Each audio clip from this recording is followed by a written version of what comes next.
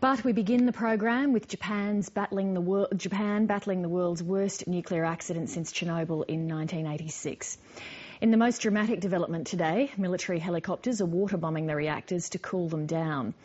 Nerves are on edge, millions of people are without water, power and fuel, and hundreds of thousands of others are homeless in freezing conditions. Stephen McDonnell is in the devastated Iwate prefecture in northern Japan, and he begins our coverage. The snowy coastal mountains of Iwate prefecture are now the temporary home for many thousands of soldiers. Japan's self-defence force is mounting a massive disaster relief effort. This is an enormous logistical task, and given the size of the destruction, tough decisions have to be made about the allocation of resources. With this in mind, a logistics support team sets out for the disaster zone. They're going to collect on-the-ground information about what's needed and where. They arrive at Yonesaki town. The wooden houses of this fishing community have been obliterated. We're introduced to Major Michihiro Saito, who's spent the morning searching for missing people. He tells us that he hasn't found anyone today. I ask if there's still any hope of finding survivors. It's very unlikely, he says, but adds that the chances are not 0% because people's power to live is quite strong. In reality, Major Saito's men are looking for the dead rather than the living. We're victims of the earthquake too, the Major says, but adds that it's their role to help the people, so they work with a great sense of duty and responsibility. This town thought it had a level of protection because of the seawall which was extended to guard against tsunamis, but these waves smashed their wall to bits. One of the reasons that this area copped it so badly is that the tsunami has come into these inlets and its power is then just concentrated in one area.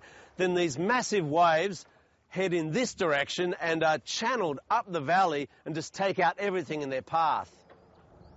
When the tsunami struck Yonesaki, people at higher ground watched their neighbours' houses first wash inland, and then as the ocean receded, what was left was taken back out to sea. To get an idea of the size of the waves when they came through here, have a look at how tall these trees are. Now, the tsunami dumped all manner of material up in them. There's a pallet up there. It's got to be 20 metres above my head. And that was plonked up in those trees when this huge wall of water came through. Tsuneo Konno takes his daughter to inspect what's left of the town. The house belonging to his son and her brother is no longer there.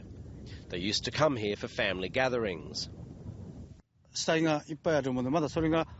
says that the priority in Yonesaki is still removing the many dead bodies, which is delaying the arrival of outside assistance to start the clean-up and rebuilding effort. Mr. Kano is a retired construction worker. His son is a fireman and away helping others. So he and his daughter look for anything that can be retrieved from his son's house. But there is nothing left to take with them, not even a photo. We can rebuild this town, Mr. Kano tells us, but not on our own. We're going to need a lot of help. It's hard to keep coming up with words to describe what's happened here, but the two things that strike you are the utter force of Mother Nature to remind us how small we are, but also the strength of people to band together and look after each other in the face of such a terrible incident. Because of shortages, the survivors here are now on one meal a day. Their lives without power and running water will be a little rough for some time to come. At the water's edge, helicopters continue the search for the missing and the dead. Amidst the debris, road workers are clearing the way for vehicles.